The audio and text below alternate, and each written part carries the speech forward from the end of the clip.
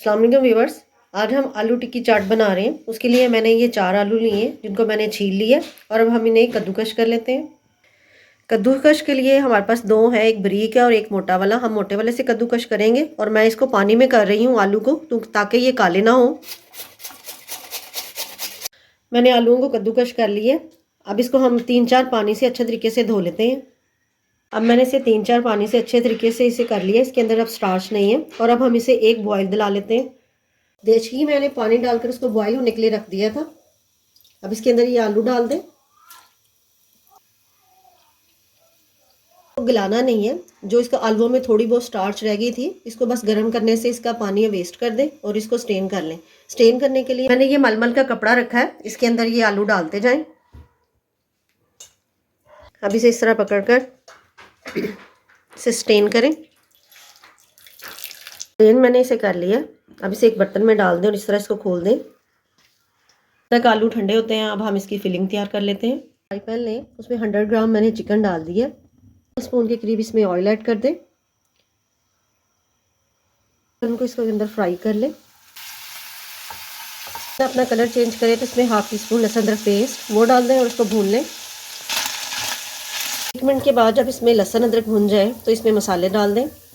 1/4 teaspoon नमक, 1/2 teaspoon पिसी हुई लाल मिर्च, 1/4 टीस्पून हल्दी, 1/2 टीस्पून धनिया पाउडर, 1/4 टीस्पून ज़ीरा पाउडर, 1 टीस्पून सोया सॉस और 1 टीस्पून चिली सॉस। अब इसे मिक्स कर लें। फिलिंग आप अपने तरीके से किसी की भी बना सकते हैं, आप सब्जियों की भी इसमें बना सकते हैं और नमक मिर्च भी आप इसमें अपने टेस्ट के मुताबिक डाल सकते हैं। 1 स्पून दही।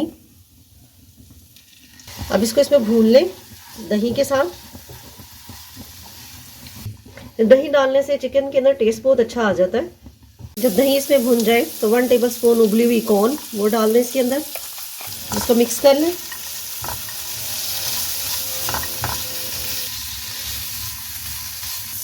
अब इसकी फिलिंग तैयार है। अब इसका फ्लेम ऑफ कर दें। जब आलू ठंडे हो जाएं तो इसके अंदर 3 टेबलस्पून कॉर्नफ्लावर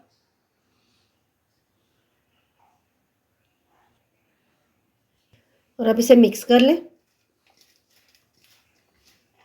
1/2 टीस्पून नमक, स्पून कुटी हुई मिर्च और अब इसे मिक्स कर लें। हल्के हाथ से मिक्स करना है, दबा दबा के इसको मिक्स नहीं करना। अगर आपको इसमें कॉर्नफ्लोर की क्वांटिटी कम लगे तो आप इसमें 1 टेबलस्पून और भी डाल सकते हैं। और अब हम इसकी टिक्की बना लेते हैं। थोड़े से ये उठाएं, इसको हाथ पे फैलाएं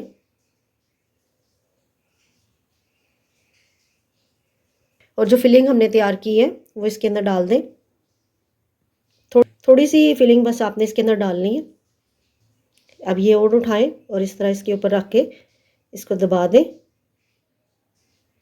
अब ये टिक्की की शेप आ गई है। अब इसी तरह हम बना लेते हैं। अब आलू टिक्की चाट के लिए हम एक चटनी बना लेते हैं। उसके लिए मैंने 1/2 कप खुबानी ली, ड्राई खुबानी। इसको मैंने पानी में भिगो के रखा हुआ था आधे घंटे से।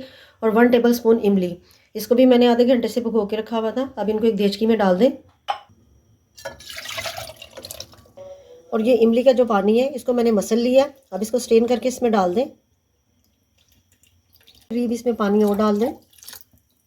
3 टेबलस्पून इसमें चीनी डाल दें।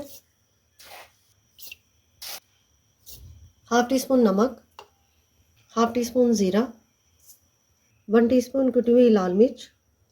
इसे मिक्स करें और अब इसे मीडियम फ्लेम पर 10 से 15 मिनट के लिए कुक करें। हम हरी चटनी तैयार कर लेते हैं। उसके लिए मैंने ये धनिया ली है जिसको मैं डंडियों समेत ली है। अब मैं इसको हैंड ब्लेंडर से पीस रही हूँ, आप इसको जग में भी पीस सकते हैं। डाल दें 3 हरी मिर्चें जिनको मैंने दरमियान से काट लिया वो इसमें डाल दें। 1 टीस्पून लहसुन, अगर आपके पास साबित हो तो आप उसमें से 3 जवे वो डाल दें। मेरे पास ये पेस्ट था तो मैं ये डाल रही हूँ। 2 टेबलस्पून के करीब इसमें पानी डाल दें और अब इसे पीस लें। एक बोल लें, उसमें दही डालें और अब दही को अच्छे तरीके से फेंट लें। अब जो हरी चटनी हमने तैयार की है उसे अपने टेस्ट के मुताबिक इसमें डाल दें और इसे अच्छे तरीके से मिक्स कर लें और अपने टेस्ट के मुताबिक इसमें नमक डाल दें।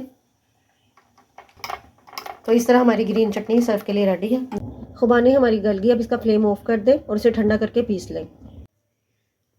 اب ایک توا لیں، اس میں آئل ایڈ کریں. آپ اس کو فرائی پین میں بھی فرائی کر سکتی ہیں، میں اس کو توے میں بنا رہی ہوں. جب آئل ہلکا سا گرم ہو تو اس میں یہ ٹکی رکھ دیں.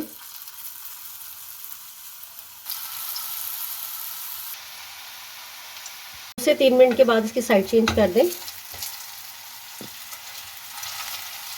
اب یہ فرائی ہو گئی ہیں، اب اسے نکال لیں اور اب اسے سرو کر لیتے ہیں. ماشاءاللہ دیکھیں کتنی کرسپی بنی ہے یہ. اب اس کے اوپر ہری چٹنی ڈال دیں،